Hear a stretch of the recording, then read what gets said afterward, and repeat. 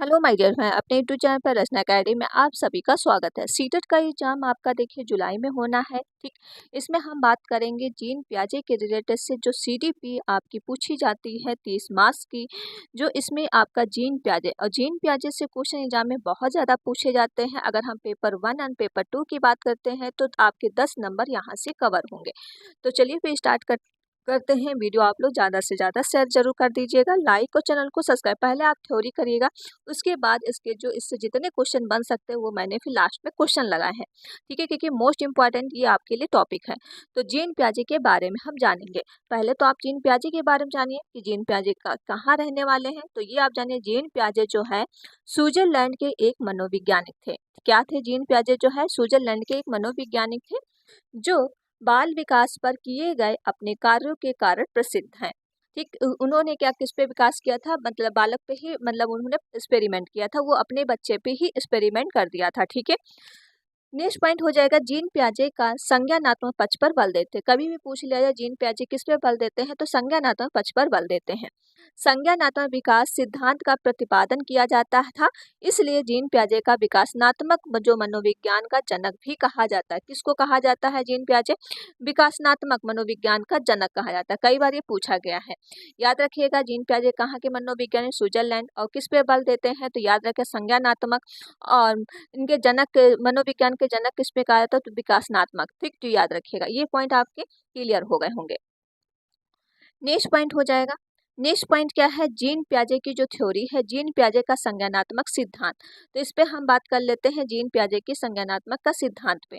जैसे पहला हो जाएगा, पियाजे का मानना है कि जैसे जैसे बच्चे में जैविक परिपक्वता या बायोलॉजिकल मैच्योरिटी आती है, वैसे वैसे वह वस्तुओं के बारे में अपने दिमाग में कॉन्सेप्ट बना लेता है।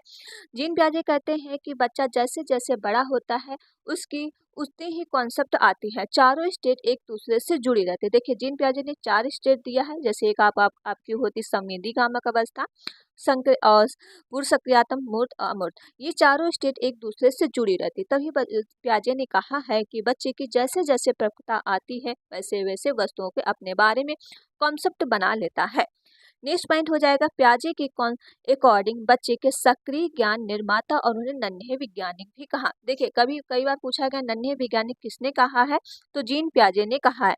और बच्चे किससे सीखते हैं? सक्रिय ज्ञान के निर्माता से सीखते हैं, जो संसार के बारे में अपने सिद्धांत से रचना भी करते हैं। नेक्स्ट पॉइंट हो जाएगा, पियाजे के अकॉर्डिंग बच्चों में थिंकिंग एबाउट इस प्रकार टाइप से अलग होती है, ना कि इक्वलिटी। ठीक, पियाजे मानते हैं कि बच्चे की जो थिंक होती है वह एक्सों से गुणात्मक होती है, मतलब अलग होती है। मतलब ये भी आप नहीं कर सकते हो मात्रा तो बिल्कुल अलग, क्या होते हैं? गुणात्मक होते हैं, वो अलग तरीके से सोचते हैं।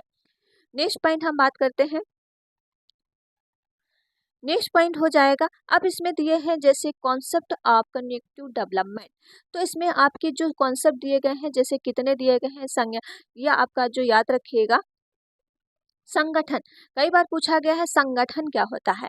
तो संगठन पियाजे के सिद्धांत में संज्ञानात्मक प्रणाली के लिए स्कीमाओं में पुनर्व्यवस्थित करना और उन्हें स्कीमाओं से जोड़ने को संगठन कहा जाता है।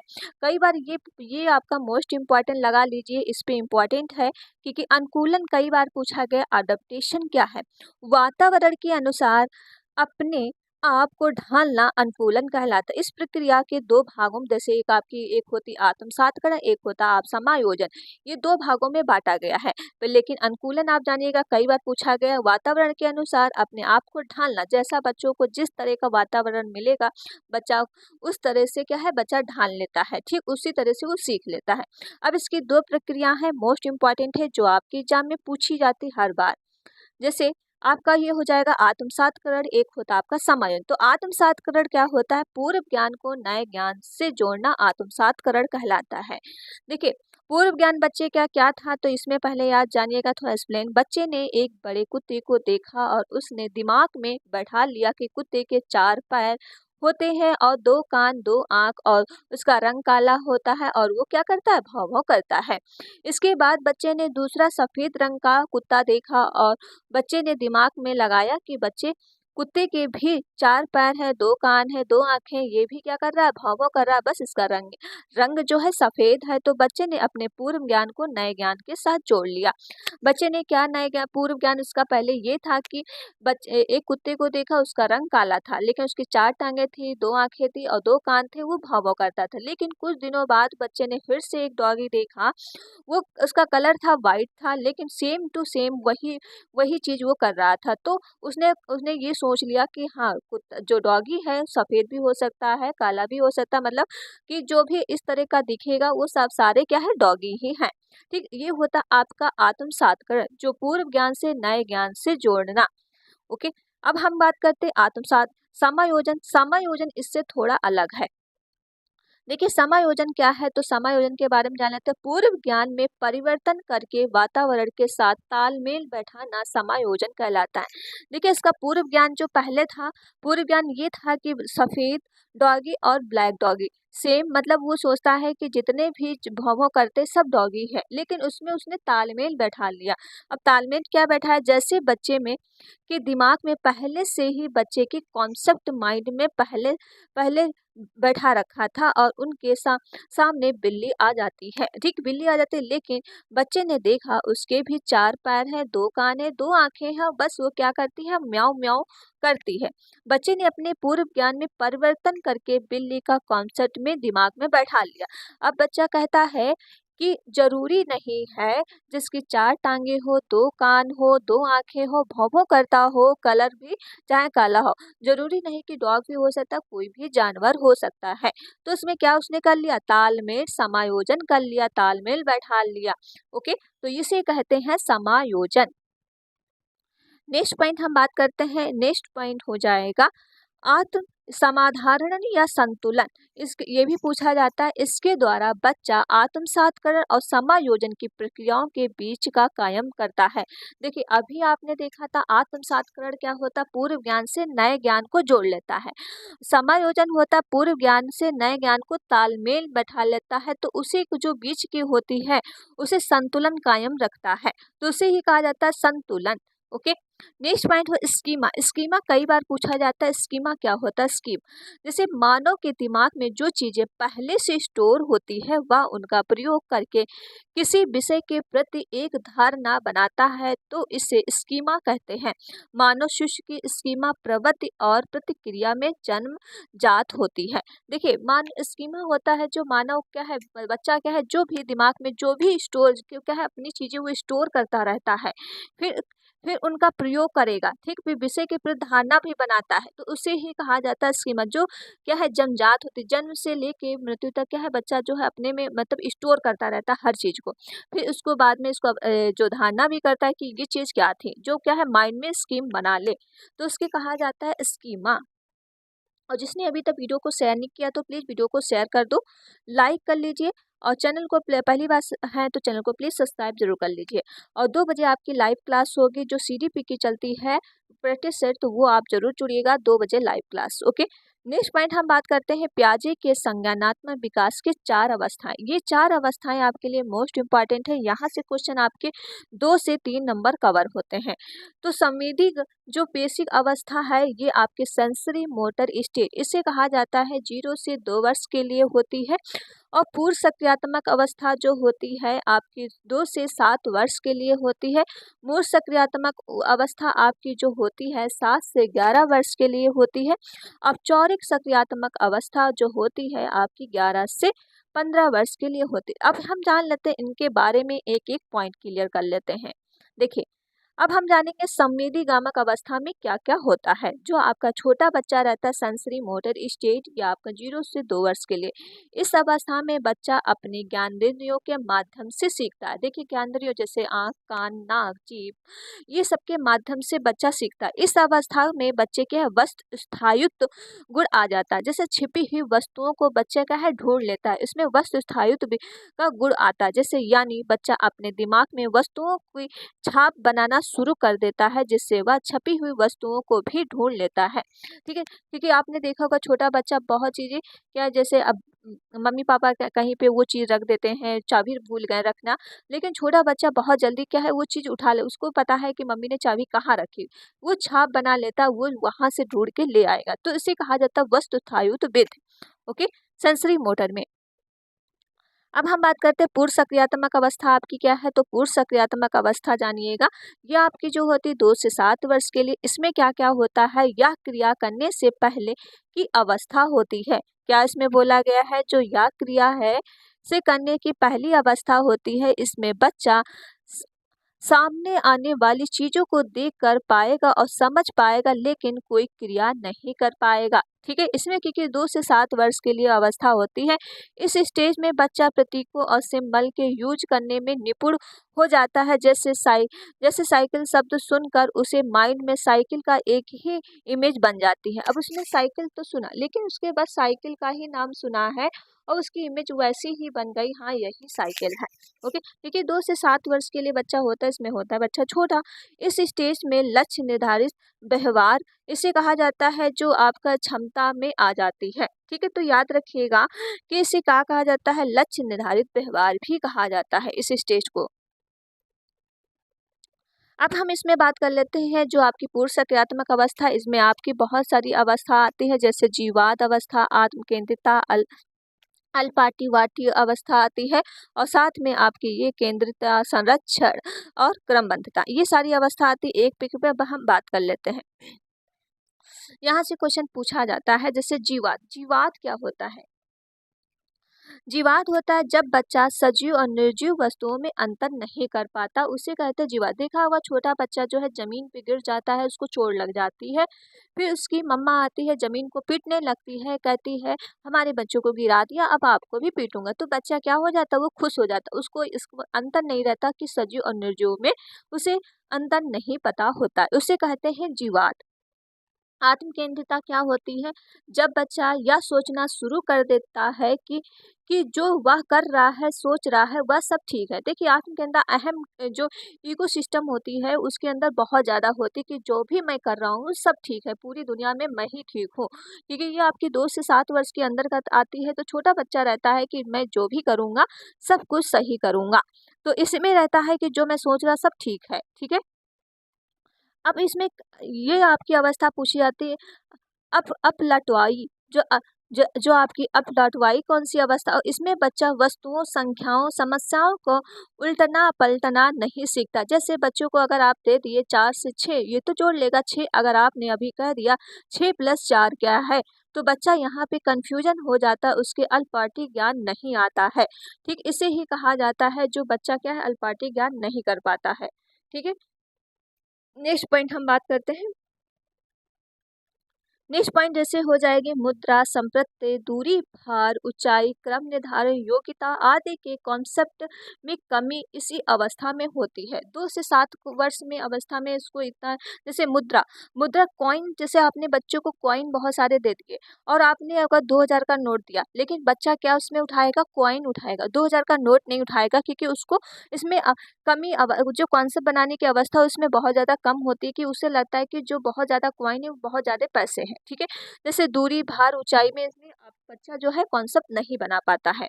ओके, केंद्रीकरण क्या है, केंद्रीकरण में जानते हैं केंद्र, इस समय एक एक समय में किसी वस्तु को केवल एक ही विशेषता पर ध्यान दे पाना जो है प्रवृत्ति या कॉन्सेप्ट या केंद्रीय कहलाता है। बच्चा एक ही वस्तु पे ज़्यादा फोकस करता है। अगर बच्चा देखिए छोटा बच्चा है, अगर गेम खेल रहा है तो बच्चा दिन भर गेम ही खेलेगा, एक ही चीज़ वो क्रिया करेगा। ठीक है, जैसे आपने छोटा बच्चा, इस समय तो बच्चे क्या है फ़ोन में ही लगे रहते हैं, अगर वो गेम खेल रहे हैं तो गेम ही खेलेंगे, या कार्टून देख रहे हैं तो कार्टून ही देखेंगे। ओके, तो ये होता है केंद्रीकरण। संरक्षण क्या होता है, संरक्षण के बारे में जान लेते हैं। अगर किसी वस्तु के साइज या स्पेस या चेंज कर दे तो उनकी इक्वलिटी पर कोई प्रभाव नहीं पड़ता, लेकिन बच्चा इसको समझ नहीं पाता है।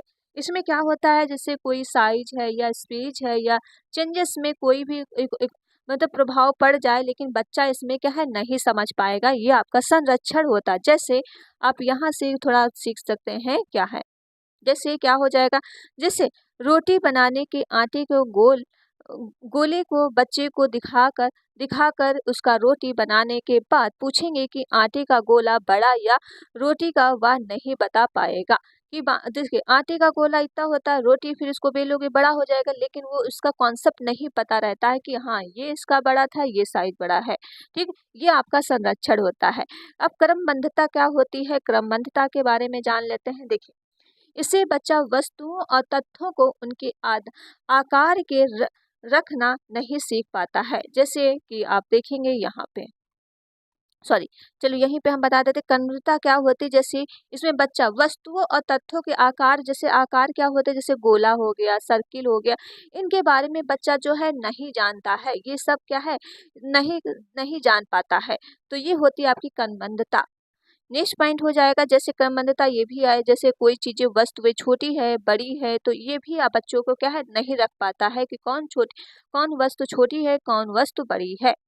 ये आपकी क्रमबद्धता होती है। अब हम बात करेंगे मूर्त सक्रियात्मक अवस्था, वो आपकी पूर्व सक्रियात्मक अवस्था चल रही, तो उसके अंतर्गत जितने पॉइंट बन सकते सारे पॉइंट मैंने बता दिए और सारे उतने ही बनते हैं।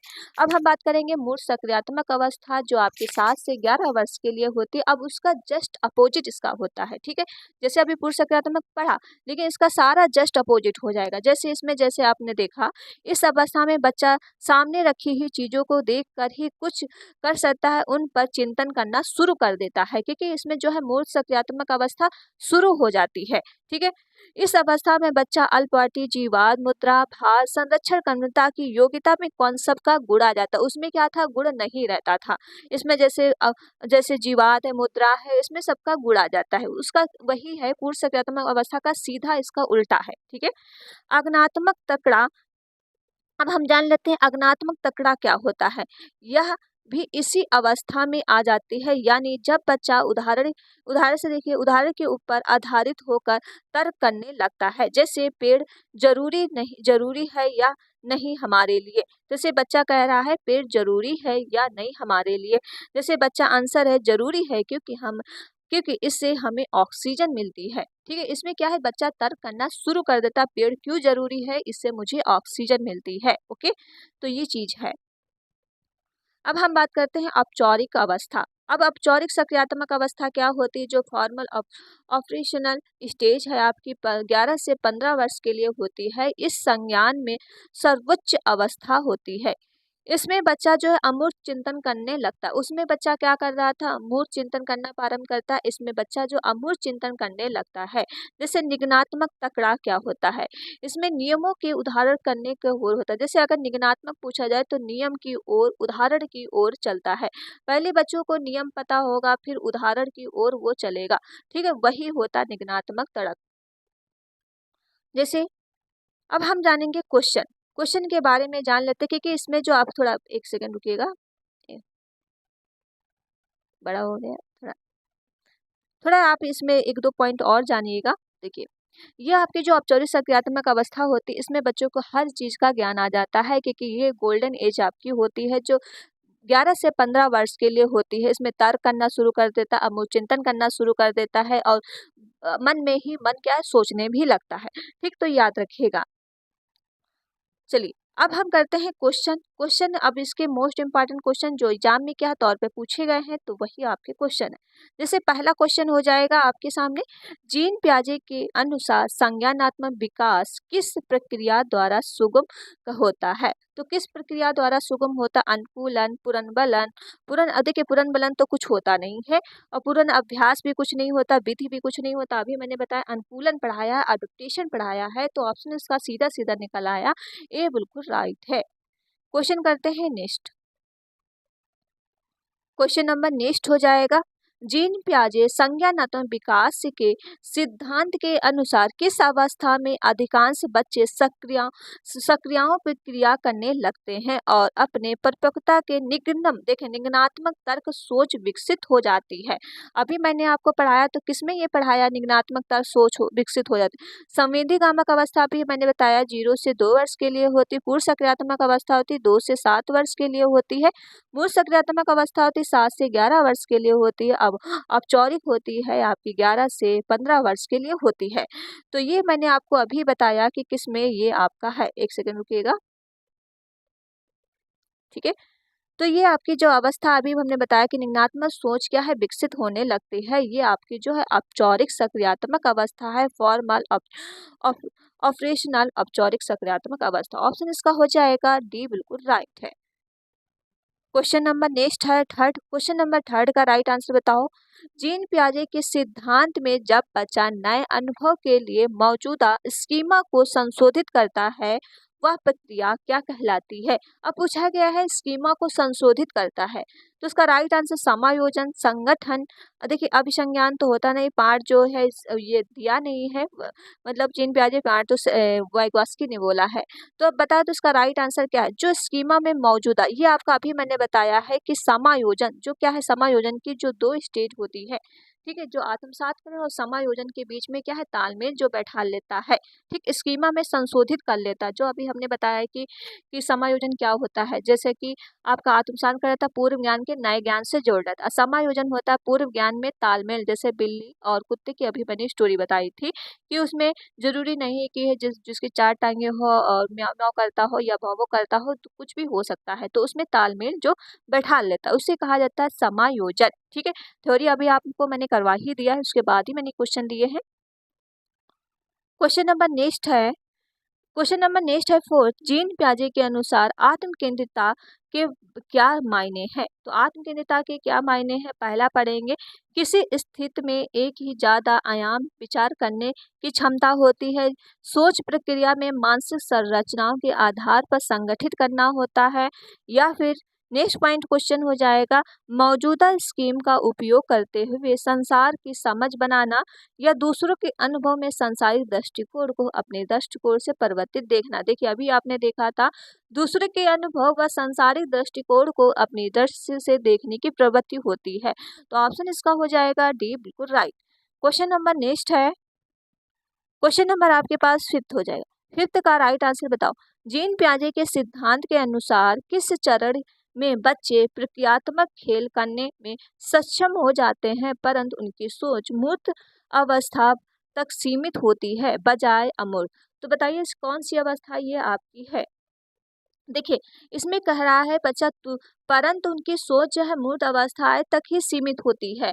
लेकिन देखिए मूर्त अवस्था तक सीमित ये आपकी संवेदी होती है 0 से 2 वर्ष। एक अवस्था ये आपकी उत्तर पूर्व कोई नहीं होती, पूर्व सक्रियात्मक अवस्था होती है जो 2 से 7 वर्ष, ठीक है। और मूर्त सक्रियात्मक अवस्था होती है 7 से 11। क्या है इसमें जो है मूर्त जो है सोचना प्रारंभ कर देता, मतलब प्रारंभ वस्तुओं तक सीमित होती है। अगर आपकी ये होती पूर्व सक्रियात्मक अवस्था तो उस समय ये आपका राइट होता, लेकिन अगर नहीं है तो आपका जो है मूल सक्रियात्मक अवस्था आपका राइट होगा, जो आपके 7 से 11 वर्ष जो मूल सोचना क्या है प्रारंभ बच्चा शुरू करता है। तो ये भी आपका 7 से 11 है, ठीक है, क्योंकि ये आपकी जो 2 से 7 वर्ष के लिए है और ये आपकी 7 से 11, ठीक। तो आपका राइट आंसर सी, बिल्कुल राइट। क्वेश्चन करते हैं नेक्स्ट।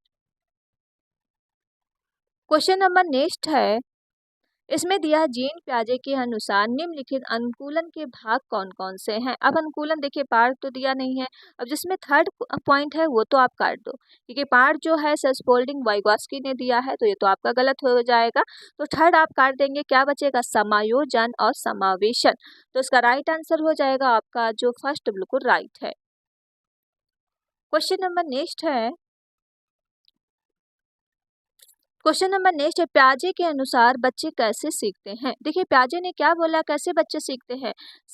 देखिए निष्कर्षी माध्यम से बच्चे सीखते नहीं, सक्रिय अन्वेषण के द्वारा, अनुकूलन के माध्यम से, पुरस्कार दंड देखिए नहीं बोला है, ठीक है। तो बताइए इसका राइट आंसर क्या हो जाएगा? पियाजे के अनुसार बच्चे कैसे सीखते हैं? देखिए पियाजे ने बोला है जैसे बच्चों को अनुकूलन, जैसा वातावरण मिलेगा बच्चा उस हिसाब से ही सीखेगा। मैंने अभी ऊपर पढ़ा है अनुकूलन, ऑप्शन हो जाएगा आपका सी, बिल्कुल राइट। वैसे दोनों आपके सही है सक्रिय के भी माध्यम से, लेकिन बच्चे प्याजे ने सक्रिय की बात नहीं की है, वो प्याजे ने कहा है जैसा बच्चों को वातावरण मिलेगा, अनुकूलन मिलेगा, बच्चा उसी हिसाब से बच्चा सीखेगा। तो ऑप्शन इसका सी बिल्कुल बेस्ट है। क्वेश्चन नंबर नेक्स्ट है।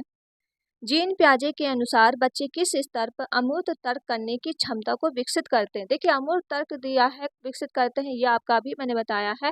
अमूर्त सक्रियात्मक अवस्था होती है जो आपकी 11 से 15 वर्ष के लिए होती है। तो उसका राइट आंसर हो जाएगा डी, बिल्कुल राइट। अब ये आप इसलिए हम रिपीट करते हैं 2 से 7, 0 से 2 वर्ष, ये आपके 2 से 7 वर्ष, ये आपकी होती है 7 से 11 वर्ष। ठीक है, तो याद रखिएगा। क्वेश्चन नंबर नेक्स्ट है, जीन पियाजे के सिद्धांतों में दूसरे के अनुभव व सांसारिक दृष्टिकोण को अपनी दृष्टि से देखने की प्रवृत्ति क्या कहलाती है। तो 9 का राइट आंसर क्या अनुकूलन हो जाएगा, आत्मकेंद्रिता, जीवात या संतुलन। देखिए, अब क्या इसमें पूछ रहे हैं, जीन पियाजे के सिद्धांत के दूसरे के अनुभव सांसारिक दृष्टिकोण अपनी दृष्टिकोण से देखने की प्रवृत्ति, ये आपका जो अनुकूलन, ठीक, ऑप्शन हो जाएगा इसका ए, बिल्कुल राइट। क्वेश्चन नंबर नेक्स्ट है, क्वेश्चन नंबर नेक्स्ट है, जीन पियाजे के अनुसार बच्चा सोच वयस्कों से क्या होती है, वयस्कों से अभी बोला है कि गुणात्मक रूप से भिन्न होती है। तो ऑप्शन इसका हो जाएगा ए, बिल्कुल राइट। क्वेश्चन नंबर नेक्स्ट हो जाएगा, जीन पियाजे के संज्ञानात्मक सिद्धांत के अनुसार बच्चे किस अवस्था में वस्तुओं के कहे गए हुए क्रम लगाने का जो क्रम लगाने की योग्यता पा लेते हैं, किसमें पा लेते हैं क्रम लगाने की योग्यता। तो इसका राइट आंसर 11 का बता दो क्या है, संवेदीगामक अवस्था होगी या पूर्व सक्रियता, मूर्त सक्रियता, अमूर्त। इसमें पूछा गया है, जीन पियाजे के संज्ञानात्मक सिद्धांत अनुसार बच्चे किस अवस्था में वस्तुओं के कहे गए क्रम लगाने की योग्यता पा लेते हैं। देखिए, संवेदी में तो पा नहीं पाते हैं। पूर्व सक्रियात्मक अवस्था आपकी होती है जो क्रम ढंग से नहीं कर पाते, लेकिन अमूर्त सक्रियात्मक अवस्था क्या होती है, जो छोटा होता है, बड़ा होता है, वो क्रम लगा लेते हैं। तो उसका राइट आंसर हो जाएगा सी, बिल्कुल राइट। वैसे इसमें भी आपका जो हो जाएगा 2 से 7 वर्ष में भी हो जाता है कि क्रम लगाने की अवस्था, लेकिन इसमें पूरा पूरा कॉन्सेप्ट आ जाता है। तो इसका राइट आंसर आपका सी होगा।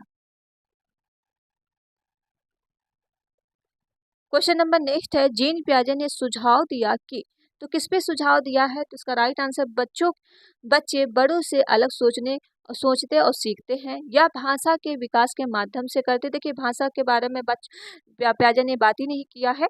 और बच्चों की सोच वयस्कों से मात्रात्मक नहीं गुणात्मक से भिन्न होती है। तो ये भी आपका गलत हो जाएगा। बच्चे खाली स्टोर के रूप में पैदा होते हैं और जन्म के समय ना समझ भी होते हैं। ये भी देखिए नहीं कहा गया है इसमें खाली प्लेट होते हैं।